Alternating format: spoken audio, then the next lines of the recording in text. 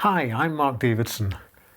Most people find the coaching industry opaque and confusing.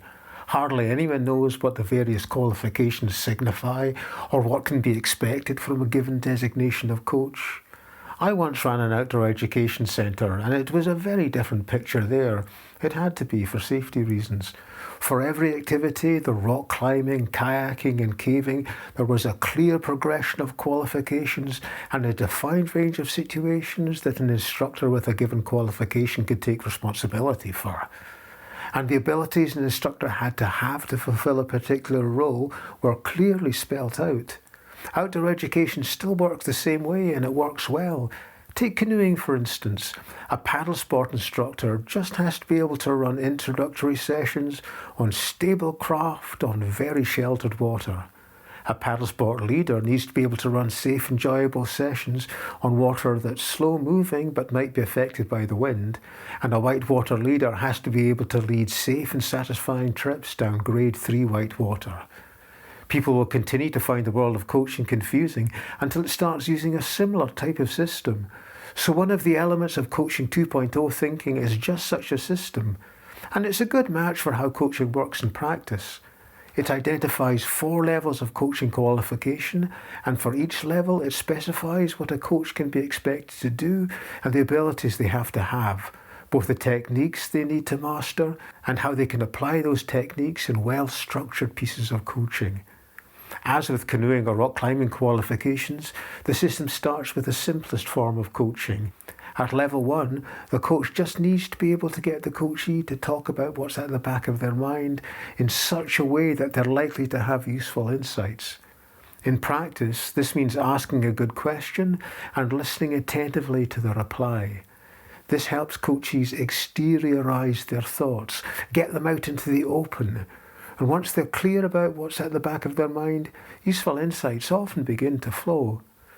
At this level, the coach can be expected to coach in informal settings with family or friends, often giving micro-coaching, coaching that only lasts 5 minutes or so.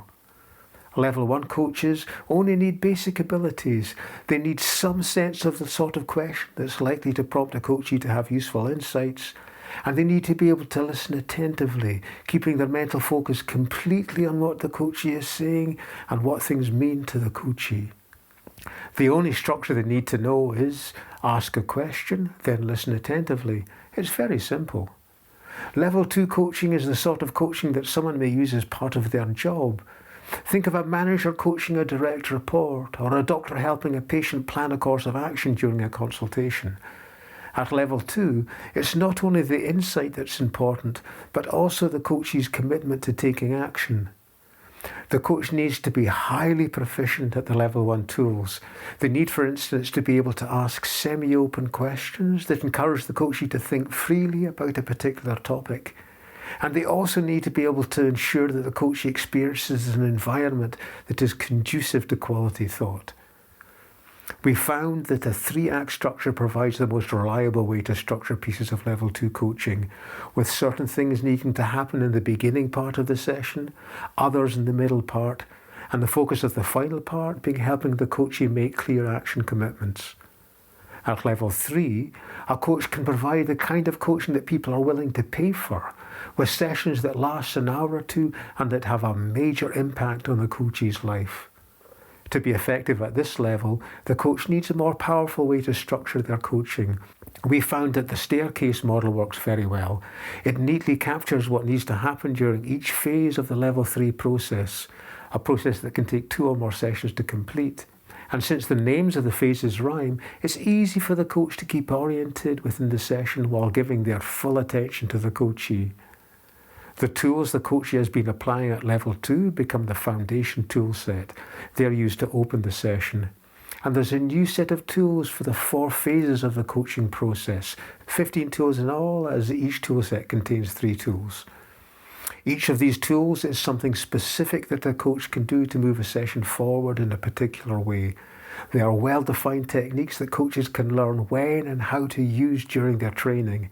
This is a big advance from the vague competencies of Coaching 1.0 thinking that embodies a coaching mindset and that facilitates client growth. The highest level in the system is level 4. This is where the coach works with the coachee over an extended period, usually 6 months or so, to guide them through a developmental process that's too big in scale to be handled by level 3 coaching. We've developed a model of an 8-stage coaching journey to keep the process as a whole well structured. It sets out what needs to happen at each stage of the journey. While guiding these journeys, coaches use the same 5 tools that they've used during the level 3 coaching, but they're able to apply them in new ways, for they have a deeper level of understanding not only of how coaching works, but also of what living well means in practice. For the aim of level 4 coaching is for the coachee to end their coaching journey living well in all the ways it's possible for them to live well. This system makes everything clear for everyone, for people who are looking for coaching, for companies that want to provide coach training for their managers, and for people who want to learn to become coaches themselves. It's an important advance on the Coaching 1.0 approach and all the vagueness that the coaching industry has been saddled with since the 1990s. There's links to our courses below in case you're interested in developing your own coaching abilities, and there's links to our other videos on Coaching 2.0 thinking. Thanks for watching.